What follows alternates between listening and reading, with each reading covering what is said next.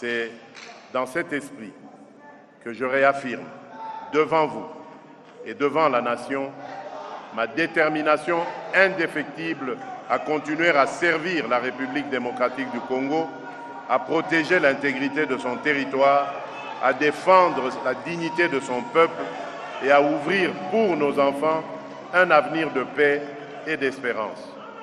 Je voudrais, pour conclure, adresser cette prière à toute la nation congolaise. Les ténèbres ne régneront pas toujours.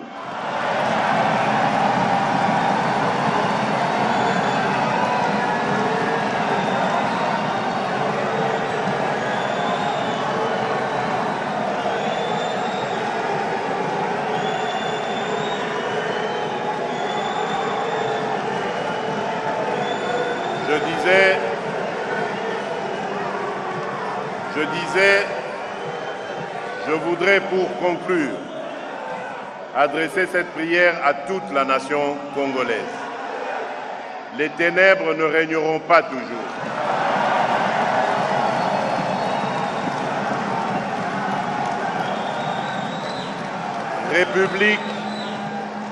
République démocratique du Congo, lève-toi et sois éclairé, car la lumière arrive.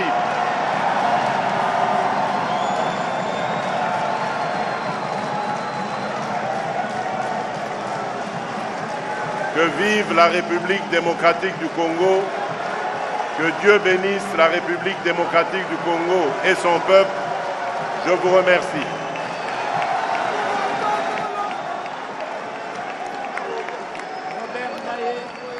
Le président de la République a commencé son discours à 13h10 et il a terminé à 15h20, c'est-à-dire le discours a pris en tout et pour tout 2h20 avec un discours clair et concis, rassurant.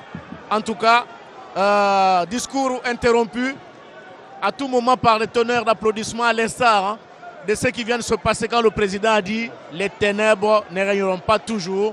C'est vraiment une prophétie et nous osons croire que la RDC va recouvrer la paix sur toute l'étendue du territoire national.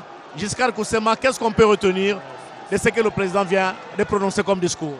De 140 minutes d'adresse du président de la République, on retient plusieurs choses, mais qui se résument par sa dernière phrase, conclusion, c'est le mot d'espoir.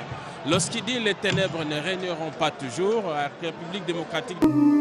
À travers l'accès à l'électricité, des territoires lointains vivent à nouveau le retour de l'État comme garant du bien-être commun, conformément à la vision du président de la République, chef de l'État, son Excellence, M. Félix Antoine Tshisekedi. Dans sa démarche d'équité énergétique, l'ANSER étend progressivement ses interventions sur l'ensemble du pays, en accordant une priorité aux zones les plus touchées par la précarité énergétique. Dans l'espace Grand Équateur, sous l'égide du ministre des Ressources hydrauliques et de l'électricité, son Excellence Aimé Molendo Sakombi, 2 centrales solaires photovoltaïques sont développées simultanément. À Bongandanga, dans la province de la Mongala, à Basankusu, dans la province de l'Équateur. Ces projets marquent une étape importante dans l'accès à l'énergie moderne dans ces territoires. Accompagnant la mise en œuvre sur le terrain, le directeur général de l'ANSER, M. Cyprien Mussimar, fait état d'un niveau d'avancement significatif. Basankusu, construction d'une centrale de 700 kW crête, avec un taux d'exécution de travaux estimé à 96%. Bongandanga, construction d'une centrale de 300 kW crête, pour un taux d'exécution de travaux à hauteur de 85%. Dans les 2 sites, l'éclairage public est d'ores et déjà opérationnel, apportant une amélioration nette et visible dans le quotidien des habitants.